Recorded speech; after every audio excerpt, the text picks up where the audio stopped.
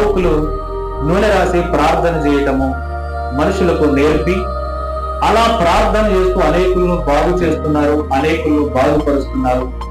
వారు విశ్వాస సహితమైనటువంటి ప్రార్థన వారిని బాగు చేస్తుంది అనేటటువంటిది నమ్మి జరిగిస్తూ ఉన్నారు.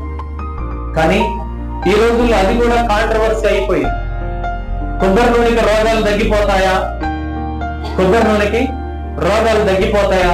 కొబ్బరి నూనెకి రోగాలు తగ్గితే మరి హాస్పిటల్ ఎందుకు, డాక్టర్లు ఎందుకు, మందులు ఎందుకు అని అంటున్నారు. హల్లెలూయా.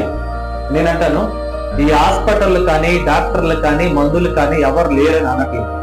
అన్నీ ఉన్నాయి, హాస్పిటల్ ఉన్నాయి, ట్రీట్మెంట్ ఉంది, మందులు ఉన్నాయి, అన్నిటికి పనిచేస్తున్నాయి. కానీ మరి అన్నిటికీ పని చేసేటటువంటి మందులు అన్ని ఉండగా మనుషులు ఎందుకు చనిపోతున్నారు?